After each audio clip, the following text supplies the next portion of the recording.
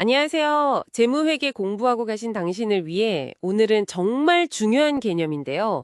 바로 기업 회계 기준, 이 GAAP에 대해서 좀 깊이 파고들어 보려고 합니다. 보내주신 자료들을 보니까요. 이게 생각보다 더 중요한 내용 같더라고요. 예, 맞습니다. 이게 뭐랄까, 기업들이 재무제표, 그러니까 성적표 같은 걸 만들 때 쓰는 일종의 글쓰기 규칙이거든요. 이게 왜 필요하고 또 실제로 어떤 원칙들이 그 안에 숨어 있는지 오늘 그 핵심만 쏙쏙 뽑아서 좀 확실하게 정리해 드릴게요. 공부하시는데 실질적인 도움이 되도록 말이죠. 아, 좋습니다. 그럼 먼저 이 GAAP라는 게 정확히 뭔가요?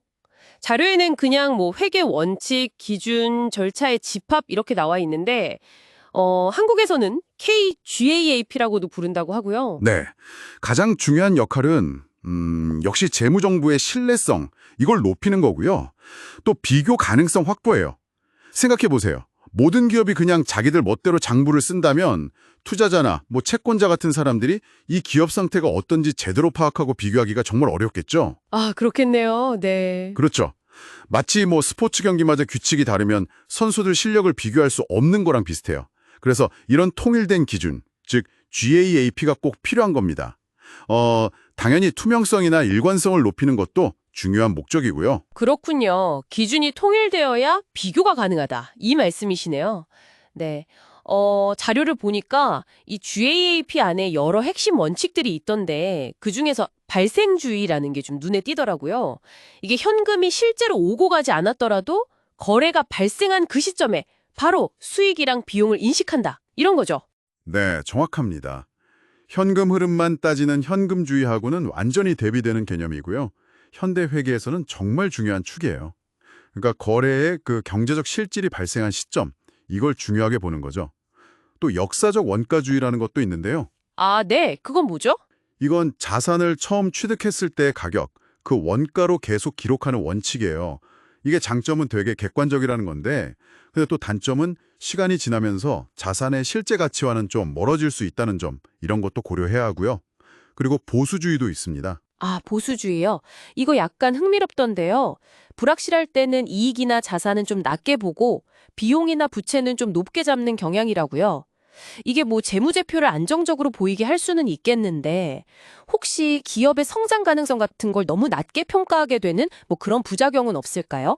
자료에서도 약간 그런 뉘앙스가 좀. 어우, 예리하신데요.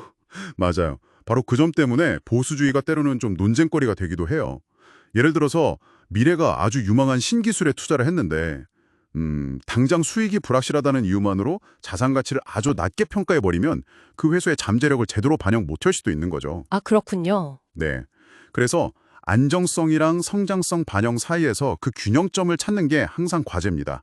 뭐 이 외에도 기업은 계속 운영될 거다라는 계속 기업 가정이라든지 네. 관련된 비용이랑 수익을 연결시키는 비용 수익 대응 원칙, 또 중요한 정보는 다 빠짐없이 공개해야 한다는 완전 공시 원칙 같은 것들이 재무제표의 기본 틀을 이루고 있죠. 그렇군요. 와, 원칙 하나하나에 다 이유가 있고 또 고려할 점들이 이렇게 있네요. 근데 아까 잠깐 언급하셨는데 갭 말고 IFRS, 국제회계 규준이라는 것도 있잖아요. 이 둘은 그럼 어떻게 다른 건가요? 네, 그거 아주 중요한 질문입니다. 갭, 특히 이제 미국 갭, US 갭을 보통 말하는데요. 이건 굉장히 상세한 규칙 중심, 그러니까 룰 베이스예요. 아주 구체적인 상황에 대한 지침들이 빼곡하게 많죠. 아, 세세하군요. 네. 반면에 IFRS는 좀 더 큰 틀의 원칙 중심, 즉 프린시플 베이스 접근을 취해요. 그래서 회계 담당자의 어떤 전문가적인 판단의 여지가 갭보다는 더 크다고 볼 수 있습니다. 그럼 원칙 중심이면 좀 더 유연할 수는 있겠는데 혹시 해석이 좀 달라져서 기업 간 비교가 오히려 좀 어려워지는 경우는 없을까요? 네, 그런 지적도 분명히 있어요. 원칙만 있다 보니까 이걸 어떻게 적용할지에 대해서 해석의 차이가 발생할 수 있고 그게 오히려 비교 가능성을 해칠 수도 있다는 거죠. 아하, 그래서 한국에서는 상장 기업은 2011년부터 의무적으로 KIFRS, 그러니까 한국채택 국제회계 기준을 쓰게 하고 그 외에 비상장 기업이나 중소기업 같은 곳은 여전히 일반 기업 회계 기준, 즉 K갭을 선택해서 쓸 수 있게 한 거군요. 네, 맞습니다. 아, 그럼 제가 지금 공부하는 이 내용이 실제 어떤 기업을 보느냐에 따라서 다르게 적용될 수 있다는 거네요? 바로 그거죠. 어떤 기준을 따르느냐에 따라서 재무제표의 어떤 항목이나 그 숫자가 달라질 수 있으니까요. 지금 배우시는 갭의 기본 원칙도 중요하지만 이런 현실적인 차이도 함께 알아두시면 훨씬 폭넓게 이해하실 수 있을 거예요. 뭐 결국 갭이든 IFRS든 이런 회계 기준들이 기업 활동을 좀 투명하게 보여주고 또 자본시장이 원활하게 돌아가도록 하는 핵심적인 인프라 역할을 하는 거죠. 네, 오늘 갭의 정의부터 시작해서 주요 원칙들, 그리고 IFRS와의 차이점, 또 한국 상황까지 정말 핵심적인 내용들을 잘 짚어주신 것 같아요. 복잡하게만 느껴졌던 이 기준들이 왜 필요하고 또 어떻게 작동하는지 그 맥락을 이해하는 데 큰 도움이 되었습니다. 네, 재무회계 공부에 조금이나마 좀 깊이를 더하는 그런 시간이 되셨기를 바랍니다. 결국 이 기준들을 이해하는 것이 기업의 언어를 배우는 그 첫걸음이니까요. 네, 그럼 마지막으로 이런 질문을 한번 던져보면서 마무리할까 하는데요.